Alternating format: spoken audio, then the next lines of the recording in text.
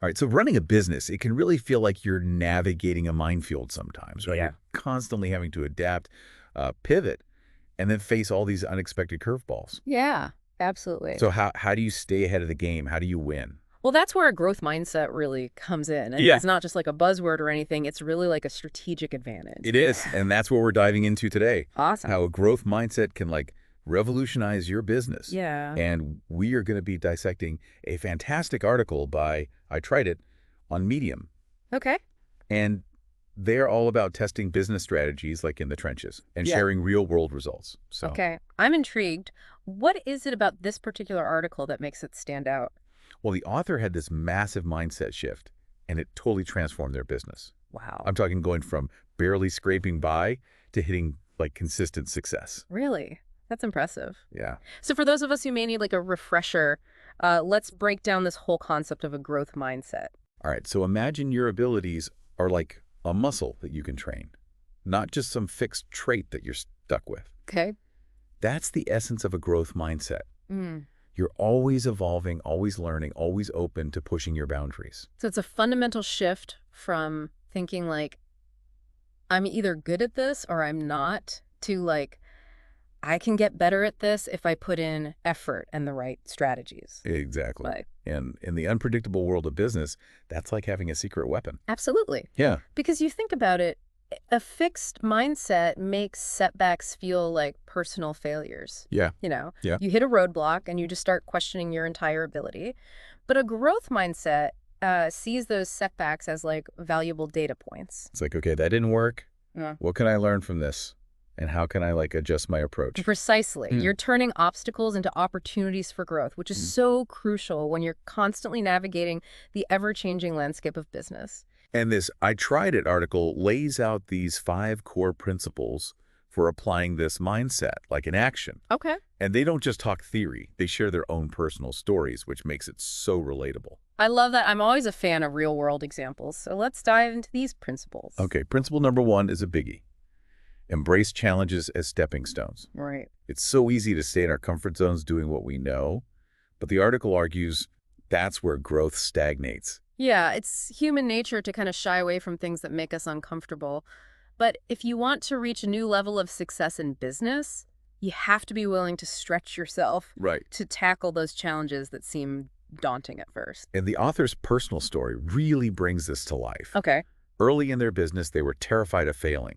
So they played it safe, avoided risks, and guess what? What? They were barely making ends meet. Yeah, that's the trap of a fixed mindset, right? It keeps you small and prevents you from reaching your full potential. Exactly. But then they had this aha moment, and they realized they needed to embrace challenges, even if it meant failing along the way. So they made a conscious decision to step outside their comfort zone and try new things. And get this, one of the biggest challenges they tackled was creating digital courses. This was a totally new skill set for them, and they were initially terrified. That's so fascinating that they chose something so different from their core business. It really speaks to a deeper level of embracing growth, not just sticking to familiar territory. I know, right? And their first course. Not a huge hit. It didn't make the money they'd hoped for, but instead of giving up, they analyzed what worked and what didn't, and kept refining their approach. See, that's the difference a growth mindset makes. It's not about immediate perfection. It's about iterating, adapting, and continuously improving. And that's how they eventually turned those digital courses into a major revenue stream. Wow. It completely changed their business trajectory. That's a powerful testament to the idea that challenges, even if they don't lead to immediate success, can be catalysts for incredible growth. So now think about your own business. What's one challenge you're avoiding right now? Maybe it's launching that new product line. Maybe it's finally tackling that tricky marketing campaign. Whatever it is, how can you reframe it as a stepping stone to the next level? It's a question worth pondering because sometimes the biggest obstacle to our success is our own fear of stepping outside that comfort zone. And this brings us to principle number 2, valuing process over immediate results. Okay. It's so easy to get caught up in the hustle chasing that next milestone, But the article cautions against solely focusing on those quick wins. Yeah, that's a key distinction in a world that's obsessed with like overnight success. It's Mhm. so easy to forget that sustainable growth is built on consistent effort, learning, and refinement. The author admits they fell into this trap too. Oh, really? They got so fixated on hitting specific numbers that they ended up neglecting the foundation of their business. Things like building strong systems, nurturing client relationships, and investing in their own learning. That's a classic example of short-term thinking that can actually sabotage your long-term success. And it took a toll. Their quick fixes weren't sustainable. They were burning out and their business started to suffer. But then they had a realization. Oh, They needed to shift their focus from just chasing outcomes to appreciating the process of growth itself. yeah. So they went from being purely results-oriented to valuing the process of building a sustainable and fulfilling business. And you know what? Their business actually started performing better than ever before. Makes sense. When you're focused on continuous improvement, you're constantly iterating, adapting, and finding ways to do things better. It's like that saying, the journey is the destination. Yeah. It's not just about reaching that end goal. It's about enjoying the process of learning and growth along the way. That's such a powerful lesson for any entrepreneur. It's about finding that balance between striving for results and savoring the journey of building something that you're passionate about.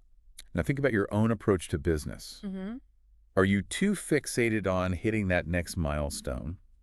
Or are you taking the time to enjoy the learning, the challenges, the small victories along the way? Right. It's all part of it. Absolutely. Yeah. It's all part of the journey. Yeah, it's a question that a lot of entrepreneurs kind of grapple with, you know? We're wired for achievement, but sometimes that drive for results can really blind us to the beauty of the process itself. And that brings us to the next principle from the article. Okay. Learning from criticism. Ooh, that's a tough one. This one can be tough, right? Nobody really enjoys hearing negative feedback, Yeah. especially when it's about something we've poured our heart into, you know? It can really feel like a personal attack, especially when you're so deeply invested in your business. But, you know, a growth mindset allows us to reframe criticism and to see it not as like a judgment of our worth, but as valuable data that can really fuel improvement. The article suggests detaching emotion from the feedback. Okay. Easier said than done. Right. But it's about remembering that the goal of criticism is to help us improve, not to tear us down. Precisely. And once you've kind of taken a moment to process those initial feelings, you know, Yeah. the next step is to actively engage with the feedback. The author actually recommends asking clarifying questions. Oh, Like, what specifically didn't work for you? Or what would have made this better? That's a great strategy. Yeah. Because by digging deeper, you gain like a more nuanced understanding of the feedback. Yeah. And you can extract the most valuable insights from it. And it shows the person giving the feedback that you're genuinely listening and that you value their input. Right. Which can be incredibly powerful for building strong relationships, Yeah. especially with like clients or customers. The author talks about how early on they dreaded client feedback. Oh. They'd get defensive and almost take it as a personal insult. It's understandable we put so much of ourselves into our businesses. Yeah. But then they had this epiphany. Hmm. What if they actually embraced client feedback, treated it as a gift? That's a radical shift in perspective. Yeah. But it makes so much sense. And the results were amazing. Wow. Not only did the quality of their work improve dramatically, but their client relationships became so much stronger and more collaborative. It becomes a virtuous cycle, right? Yeah. The more open you are to feedback, the more you learn, the better your product or service becomes, and the happier your clients are. It's a reminder that sometimes the most valuable lessons come from the people who are using our products or services day in and day out. Absolutely. They have like a unique perspective that we as creators or business owners might not always see. So think back to the last time you received criticism in your business. Did you view it as a threat or an opportunity? Ooh. How can you shift your perspective to see feedback as a catalyst for growth? It's a question worth considering because often the feedback that stings the most is the feedback that contains the most valuable lessons. That leads perfectly into the next principle, which is persisting through setbacks. Okay. Look, every business hits rough patches. It's inevitable. Right. It's how we respond to those challenges that separates the thrivers from those who get stuck. And this is where a growth mindset becomes essential. It's about having the resilience to analyze the setback, learn from it, and come back stronger. The article really emphasizes that setbacks aren't failures, they're simply data points. Exactly. There are opportunities to course correct, to refine your approach, to become more resilient and adaptable. The author shares a story about a massive expansion plan that completely fell through. Oh, wow. We're talking a major setback that could have easily derailed their entire business. That must have been a huge blow. It was.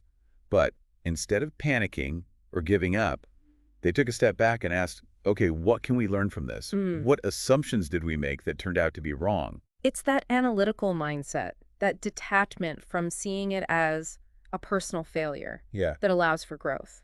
And through that process of reflection and analysis, they realized they'd become too rigid in their planning. Okay.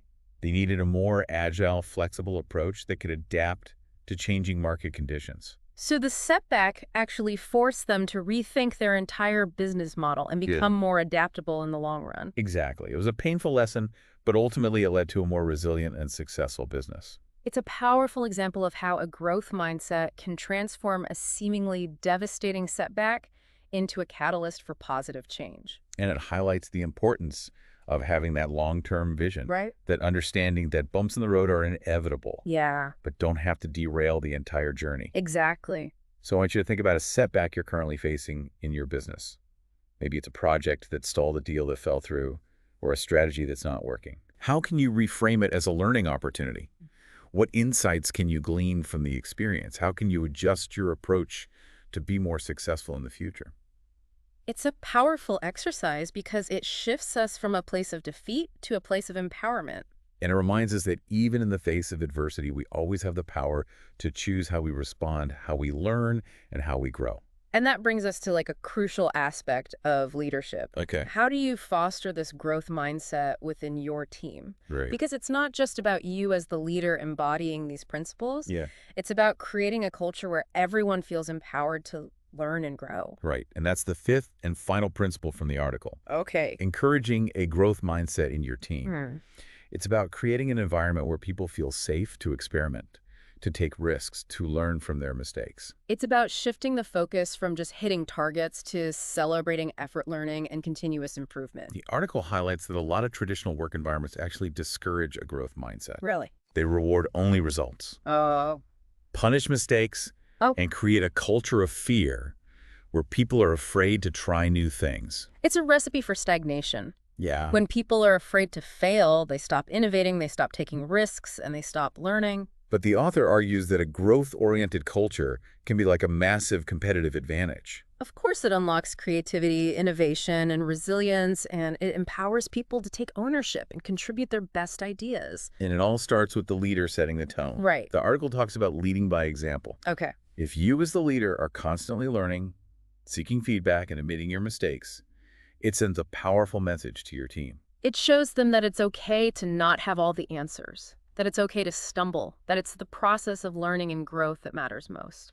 They also emphasize the importance of rewarding effort as well as results, Yeah. celebrating those small wins, acknowledging the hard work, even if it doesn't always lead to a big victory. That's so important for building morale and motivation. When people feel appreciated for their effort, they're more likely to take risks, to push themselves, to keep learning and growing. And it's about creating a safe space for open dialogue, Right. encouraging people to share their ideas, even if they're unconventional or a little bit out there. Because you never know where that next breakthrough idea is going to come from. Yeah. It might be from the newest member of your team or the person who's been there the longest. The author shares a great anecdote about this. Okay. One of their team members, someone who was relatively new to the company, proposed this completely out there idea for tackling a long-standing problem. And initially they were hesitant.